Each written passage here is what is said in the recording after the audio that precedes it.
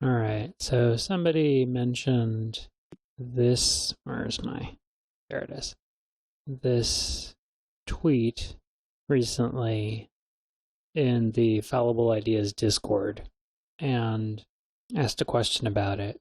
And I'd seen it before, and I pulled the whole Twitter thread because I thought it was interesting.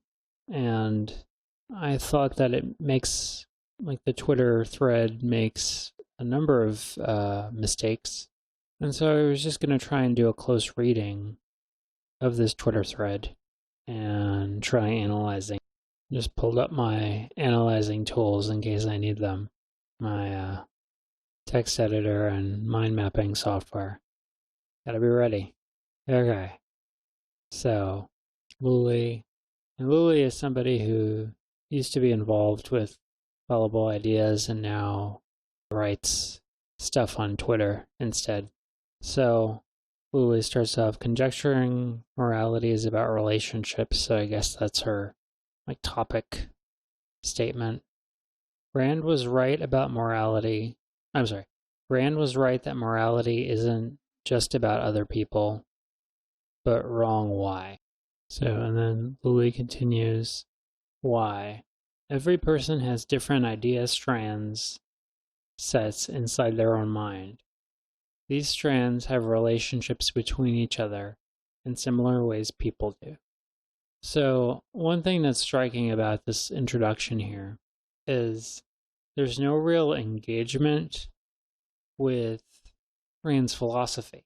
The mention of Rand is almost just a name drop. Like, it's a sort of throat clearing to indicate that Lulie's engaging with a big important philosopher on a big important topic. And then Lulie just moves on and it starts talking about her own stuff that she wants to talk about. I find that very strange. Strange from the perspective of truth seeking.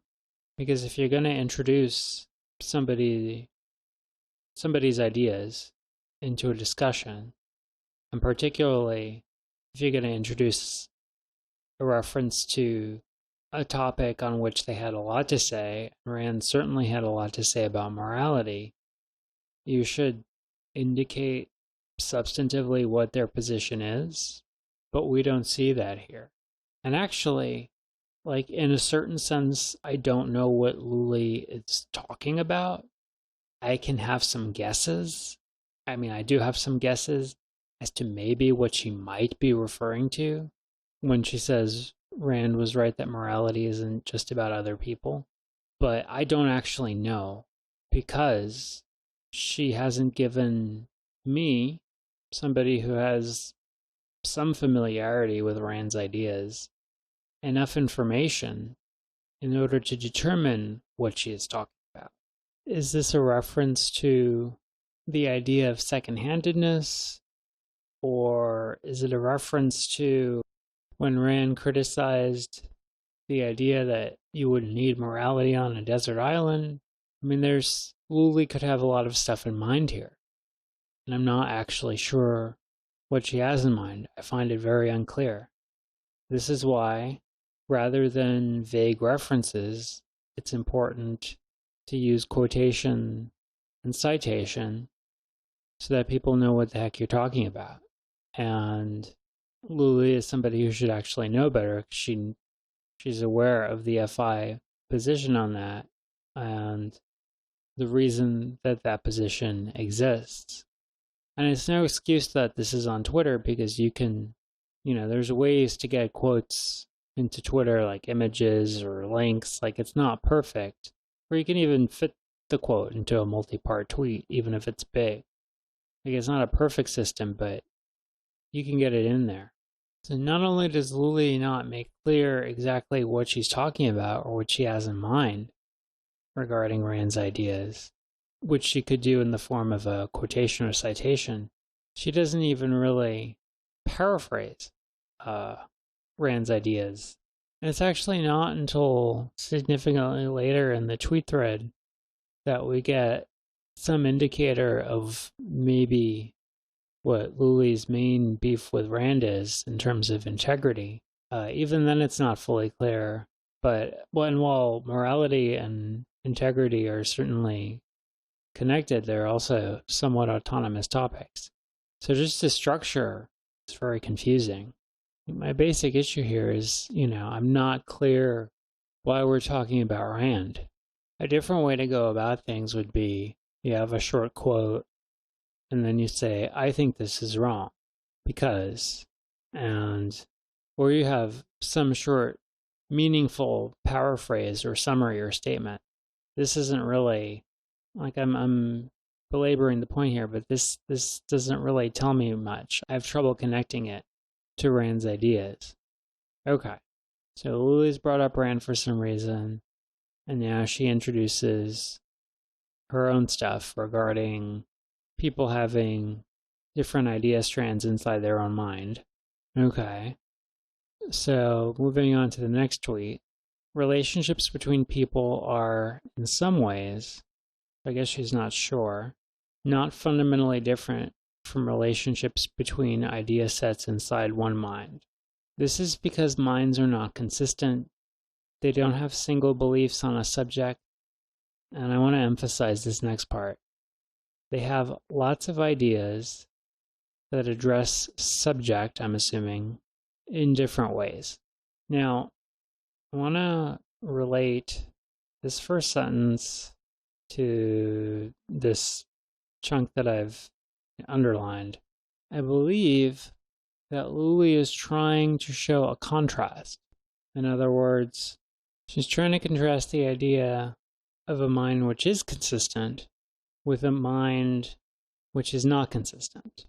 And so the first part of this second sentence is the consistent mind.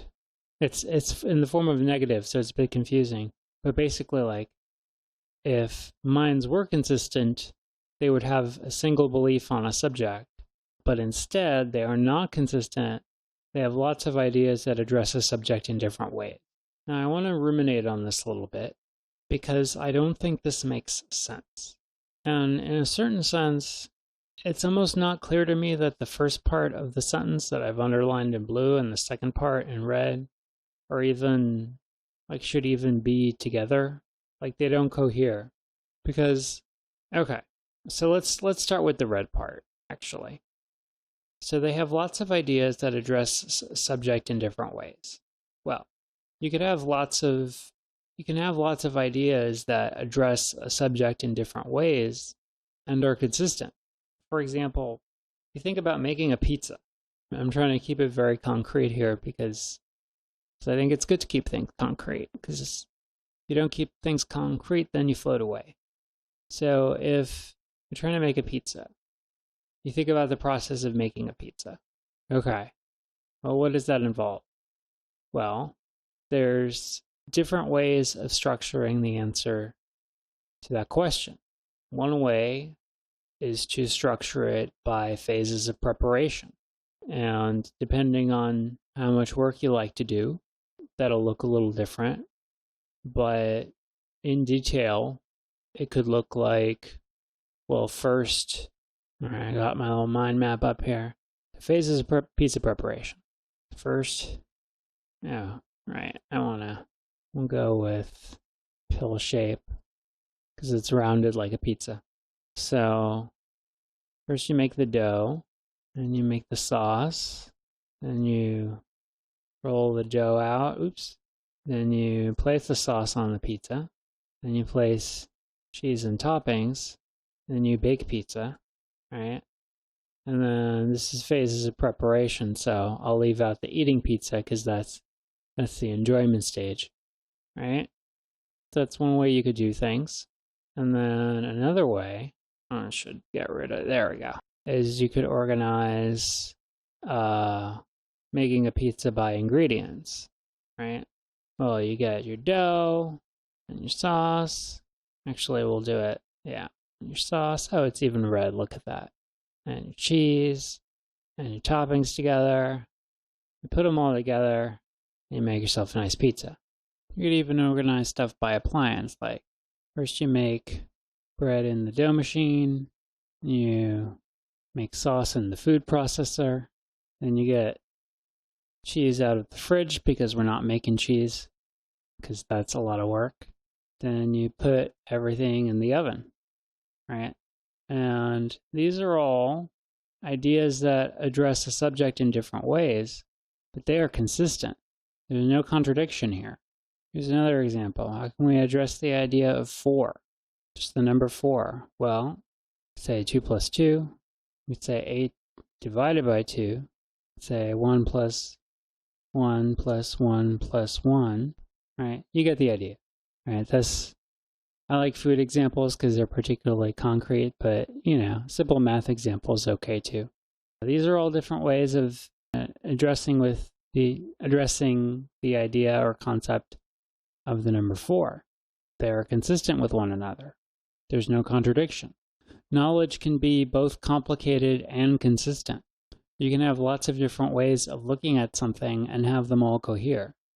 There's no inherent contradiction in having lots of perspectives on an issue. And there shouldn't be, because a perspective is just a way of looking at something real and pulling certain things out of it. But if the perspective makes sense and it doesn't have any mistakes that are relevant or that you know of, it should all be consistent. It's like if you had 3 different angles on some scene in the real world, like from 3 different cameras, like a drone camera and somebody's smartphone and like a telescopic lens from a nice camera, they're going to look different, but they should all, they need not necessarily contradict each other. There's some issues where the perspective might cause things to look bigger or smaller, but we know about those issues and we can explain them and we can explain the differences. We can even use software to correct for them so that stuff comes out looking less irregular. So now backing up to the first part of the sentence here, where Lulie says they don't have single beliefs on a subject. Now, belief bothers me here, this word, because it tends to be like the connotation is something that is sort of more strongly held and mutually inconsistent with other stuff. Like if somebody believes in the divinity of Christ, then that contradicts and rules some stuff out. But as the word belief is often used in our society, and part of that, you can tell because like a believer has a religious connotation. But that's a different sort of thing than having ideas that address a subject in different ways. So there's a weird tension here between the two parts here, because belief and idea aren't exactly equal weight. But so anyways, the main point is you can have lots of ideas that address a subject in different ways, and that doesn't mean that you're inconsistent. Not necessarily, anyways. So when a mind has different contradicting ideas, that is the state of having problems, which is the good thing. Absence of problems is stasis, no progress possible. There are bad problems, internally coercive ones. Okay, there's a lot going on here. So, one thing is that this tweet is very interesting. And I think that Lulie is saying that having problems, the state of having problems is the good thing, is a very good state, because she continues on, absence of problems is stasis. However, I wonder if she means that having contradicting ideas is, so it's interesting. When a mind has different contradicting ideas, that is the state of having problems. Does she think that is a state of having problems, which I would agree with? Or does she think that is the state, as in a mind having different contradicting ideas defines the situation of having problems in its entirety. And the reason I ask that, I think it's a very significant distinction, because I think that there are, right, so basically there are problems that don't involve internal contradictions. You could have a well-integrated set of ideas that don't have contradictions and still have problems. For example, you could have the problem of how to communicate and explain your ideas to other people in the world, given the gap in perspective, given differences in things like background knowledge and understanding. And that is a problem that you could work on. That is a problem that is a real thing, that is open to progress and improvement, and does not involve stasis. So if what Lulie is trying to say is that minds having different contradicting ideas are necessary to have problems, which are thus necessary to avoid the situation of stasis and no progress being possible, I think that's completely mistaken. I think she doesn't know what she's talking about. Now, certainly working on an internal contradiction, having an internal contradiction is a problem. It's a type of problem. I would agree with that much, if that's what she means. But it's not necessary to have that particular type of problem in order to have problems that you can fruitfully work. Then she concludes with, there are bad problems, internally coercive ones. But I'm concerned about that because that seems to be treating a problem situation. It's potentially, at least. Again, I'm not fully clear because she's doing this on Twitter and not providing much detail and throwing major things in 7-word parenthetical asides. But if she means that some problem situations are inherently coercive, then I would disagree with that. I think I'll just say that much for now, because that'd be a bit of a tangent to go into. Okay, so this is the tweet that the person and the Fallible Ideas Discord brought up recently. So the idea of a person with integrity with no internal contradictions is communist totalitarianism inside one mind. Okay, so I just did like a loose structure indicator here, just to indicate, these are sort of the main parts. You could delete this part and you'd still have, a perfectly fine sentence.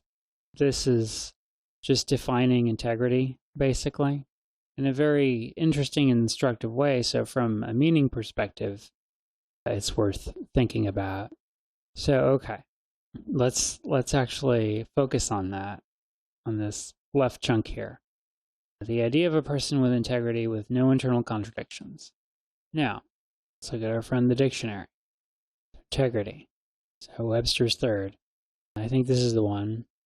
Uncompromising adherence to a code of moral, artistic, or other values, utter sincerity, honesty, and candor, avoidance of deception, expediency, artificiality, or shallowness of any kind.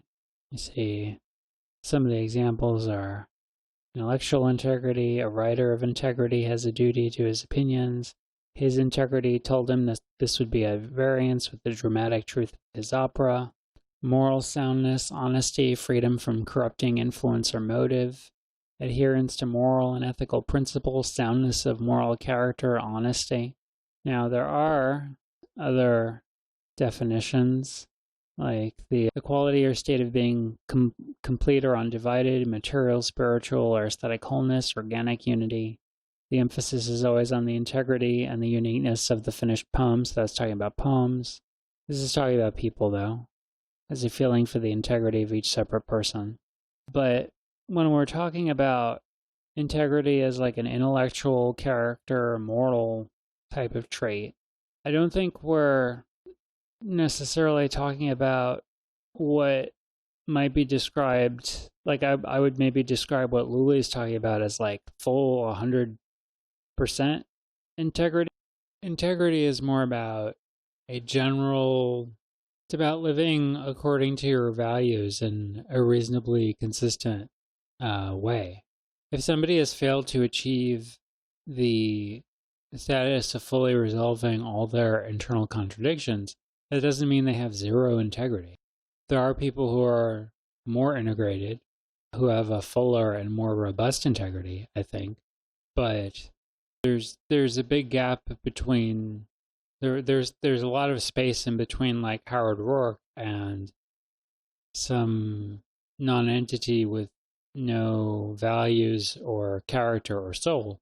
And there's all sorts of different people fall all on that spectrum. And it would be quite reasonable and proper, I think, to describe the people who make a serious effort to resolve their internal contradictions and lead a life according to an integrated code of values, even if they're not 100% perfect, even if they haven't fully worked everything out, as having integrity. I think most people would agree with that. So I think that this usage of integrity does not fit with standard usage. Now, I also think that it would at least be, so this is a separate point, that it would at least be possible to resolve all the meaningful, significant internal contradictions inside your own mind and to be fully integrated. I think that would be pretty hard, but I don't see why it would lead to this result. But just backing up for a moment, I wanted to bring up some of the fountainhead as context to, since, Lulie brought up Rand in this context, I figured we might look at what some of Rand has to say. So here is a nice little quote, the first part of it anyway. Gail Wynand talking about integrity and dishonesty. So the worst thing about dishonest people is what they think of as honesty, he said. I know a woman who's never held, and I want to emphasize it, I know a woman who's never held to one conviction for 3 days running. When I told her that she had no integrity, she got very tight-lipped and said her idea of integrity wasn't mine. It seems that she'd never stolen any money. So I think this is worth contrasting with what Lulie's talking about, because Lulie is basically saying, well, the idea of a person with integrity, with no internal contradictions, and the idea basically being you have to be a fully integrated human being to be considered to have integrity. Whereas the example of lack of integrity that Wynand is criticizing is basically somebody who doesn't have any integrity at all, never held to one conviction for 3 days running. So, you are your ideas, you are your thoughts. So if you don't hold the same convictions, the same ideas for 3 days running, you're not much. Would Lulie say that the state of having different contradicting ideas that this woman described by Wynand has is the good thing? Maybe if she'd engaged with some Rand quotes, she would have given some elucidation as to that answer, but alas. Here's another quote on integrity from the Fountainhead. Lansing is talking to Rourke, and usually I'll read the whole thing. You can never go wrong reading the Fountainhead. So why are you a good architect? Because you have certain standards of what is good, and they're your own, and you stand by them. I want a good hotel, and I have certain standards of what is good, and they're my own, and you're the one who can give me what I want. And when I fight for you, I'm doing, on my side of it, just what you're doing when you design a building. Do you think integrity is the monopoly of the artist? And what, incidentally, do you think integrity is? The ability not to pick a watch out of your neighbor's pocket? No, it's not as easy as that. If that were all, I'd say 95% of humanity were honest, upright men. Only as you can see, they aren't. Integrity is the ability to stand by an idea. That presupposes the ability to think.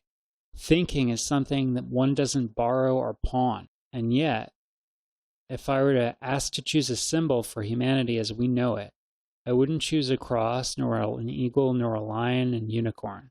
I'd choose 3 gilded bowls, which is apparently a very old symbol for a pawn shop, and I had to look that up because I did not know that. So here we get some of Rand's perspective on integrity. Integrity is the ability to stand by an idea that presupposes the ability to think. Thinking is something one doesn't borrow or pawn. And the big theme of the Fountainhead, or a very big theme, which is represented in its working title, which I think was Secondhand Lives, is the idea of second-handedness. The idea that people do try and borrow things from others, and not in a good way, not in a standing on the shoulders of giants way, in which they learn from and understand in their own mind the thought of others, but where they just are controlled by, or let themselves be controlled by, the opinions and emotional vibrations of others, or themselves controlled by the emotional vibrations of others, and so on and so on. And nobody thinks for themselves. I thought this was an interesting example related to integrity stuff. So just reading through this guy's tweets, I guess he's with the Washington Post. I don't read that paper, so I don't know this person, but I'll assume since he has a check mark, yeah, Washington Post staff writer, sure.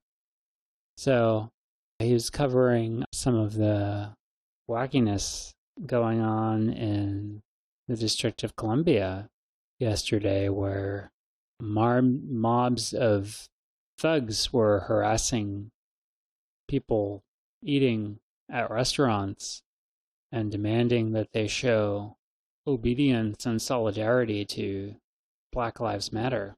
And so he says, in a scene that played out several times Monday, BLM protests that began in Columbia Heights confronted white diners outside DC restaurants, chanting "White silence is violence," and demanding white diners show their solidarity. In Adams Morgan, protesters screamed at Lauren B. Victor for several minutes for refusing to raise her fist with them. "Are you a Christian?" a female protester demanded.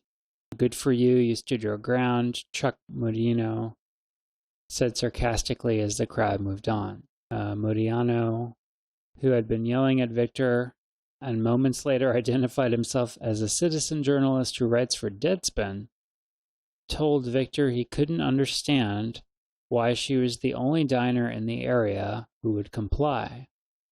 What was in you? You couldn't do this. And I think the answer was that this person had some integrity. "I felt I was under attack," Victor, an urban planner, said, adding that she felt there was something wrong about being coerced to show support. Yes, there's something very wrong. So that's what having some integrity looks like. And, the mob is in your face. They're shouting, they're demanding that you obey and comply, and you don't. I thought that was particularly a good contrast with this communist totalitarianism inside one mind, because BLM is, in essence, a Marxist totalitarianist movement. The people that are resisting it, even a little bit, are the ones that have integrity, and they're the ones that, and yet Lulie has positioned herself as the critic of integrity and arguing that it's communist totalitarianism. I think the communist totalitarianism stuff is interesting in its own right, because so, communist totalitarianism is a political and tries to be economic system. So it's obviously, if you're talking about in one mind, if you're introducing a political economic idea in the context of one mind, it's not going to be literal, it's going to be a metaphor. So you're already going to be stretching the concept somewhat and making it pretty complicated. And so it's introducing a pretty complicated idea. First we have the idea of a person with integrity, then we have clarification of what integrity is that isn't really the normal one, is more of an idiosyncratic thing that Lulie's bringing up. And then she introduces this big metaphor. And the metaphor, I don't think, really serves to elucidate or clarify anything. I think it's just a sort of a vicious smear against Rand's ideas. And like an especially vicious and nasty one, given that Rand was an advocate of individualism, and given that she actually directly experienced some of the horror of communist totalitarianism. So that just seems to be nastiness. Now Lulie continues on. It says, I'm assuming the idea of a person with integrity, there's only one purpose in mind. Everything should be devoted to that purpose. If there are contradictory purposes, that's bad and to be eradicated. And I think it's worth thinking for a minute about this bit. So, if somebody has integrity, if they have an adherence to moral and ethical principles, why do they have that? What is, like, let's say Lulie's kind of right here. There's only one purpose in mind. What would be the purpose in mind that a person with integrity has that they put above everything else? And that Lulie is criticizing that approach. So, again, the fountainhead. I'll just read these two paragraphs. Throughout the centuries, there were men who took first steps down new roads, armed with nothing but their own vision. Their goals differed, but they all had this in common, that the step was first, the road new, the vision unborrowed, and the response they received hatred. The great creators, the thinkers, the artists, the scientists, the inventors, stood alone against the men of their time. Every great new thought was opposed, every great new invention was denounced. The first motor was considered foolish, the airplane was considered impossible, the power loom was considered vicious, anesthesia was considered sinful. But the men of unborrowed vision went ahead, they fought, they suffered, and they paid, but they won. No creator was prompted by a desire to serve his brothers, for his brothers rejected the gift he offered, and that gift destroyed the slothful routine of their lives. His truth was his only motive, his own truth, and his own work to achieve it in his own way. A symphony, a book, an engine, a philosophy, an airplane, or a building. That was his goal in his life. Not those who heard, read, operated, believed, flew, or inhabited the thing he'd created. The creation, not its users. The creation, not the benefits others derived from it. The creation which gave form to his truth. He held his truth above all things and against all men. So if somebody has integrity, it's the truth, their conception of the truth, based on their values and their ethical principles and the things that they think, that they're putting above other things, that they're putting above what many people would consider a very reasonable desire to not be hectored by a rampaging mob. And Lulie thinks that's bad and is like communist totalitarianism, right? So another thing she says, the benefit you get from interacting with people comes entirely from the differences between you. I mean, a lot of the benefit comes from differences in perspective and differences in interests. But, I mean, a lot of the benefit comes from the overlap. Like, if you have two people who have different levels of knowledge about something, whether it be chess or objectivism, it doesn't really matter, then they can gain mutual benefit. Like, the more knowledgeable person can get the benefit and enjoyment of figuring out how to explain stuff, and the less knowledgeable person can get the benefit of learning the subject matter. But the common overlap of interest is also relevant. So entirely seems like a big exaggeration. And like, if people are different enough, they actually don't get any benefit. Like if you have one group of people that just wants to be left alone to engage in peaceful trade and commerce, and another group that thinks that the peaceful people should be annihilated through violence, well, those are pretty different people, but they're not going to find a lot of mutual benefit from one another. And same is true inside one mind. If you were entirely consistent, you couldn't think, you'd have nothing to think about. You might not understand something that's going on in the external world, like an observation in a telescope or something, but that doesn't mean that you have contradiction. At least not in the sense that contradictions, like internal contradicting ideas. Unless Lulie is defining contradiction in a sort of a weird way that I don't really understand. Okay, well, I think I've been at this Twitter thread long enough, so I'll wrap it up.